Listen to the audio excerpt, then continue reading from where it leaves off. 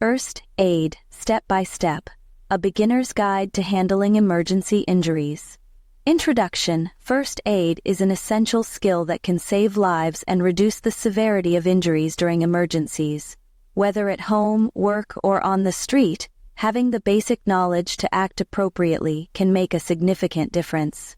This guide provides a detailed step-by-step explanation of first aid procedures, making it easier for beginners to handle emergency situations with confidence. Step 1. Assessing the emergency situation.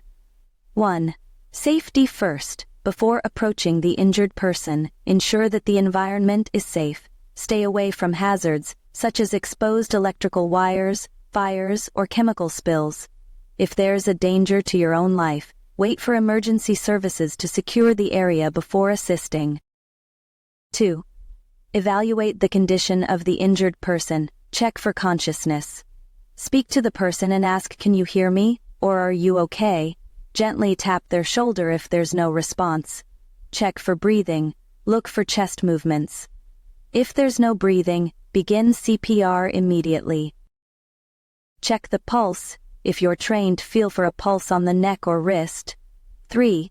Call emergency services. Provide clear and accurate information, including type of injury, bleeding, burn, fracture, the condition of the injured person, unconscious, in pain, unable to breathe, exact location of the incident. Step 2. Basic first aid. Procedures. 1. Cardiopulmonary resuscitation, CPR. If the injured person is unconscious and not breathing, CPR for adults. Lay the person on their back.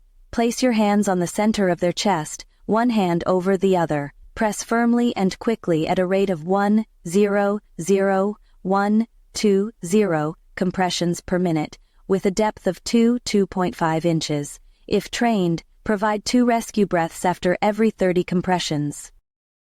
The CPR for children. Use one hand for chest compressions. Apply less pressure compared to adults.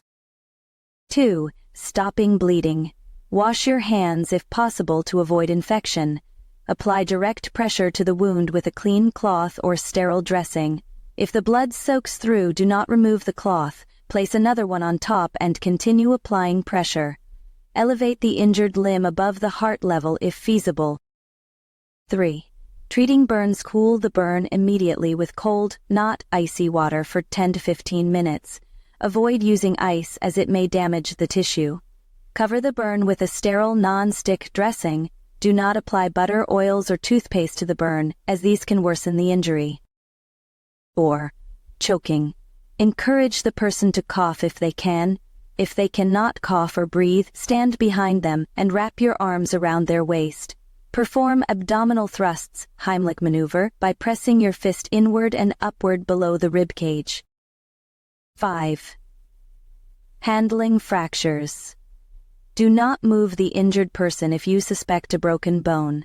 Immobilize the affected area using a splint or a sturdy object. Apply a cold pack to reduce swelling, but do not place ice directly on the skin. Step 3. General tips for beginners. 1. Stay calm and confident. Panic can lead to mistakes. Take a deep breath and follow the steps methodically. 2. Learn basic skills in advance. Attending a first aid training course will provide practical knowledge and boost your confidence in handling emergencies. 3. Use a first aid kit. Ensure your first aid kit is well stocked with essentials such as sterile gauze, bandages of various sizes, antiseptic wipes, small scissors, cold compress packs. Conclusion. First aid is more than just a set of skills. It's a moral and humanitarian duty. It can save lives and reduce suffering during critical moments. Take the time to learn and prepare yourself for emergency situations. Remember, your prompt actions can be the difference between life and death.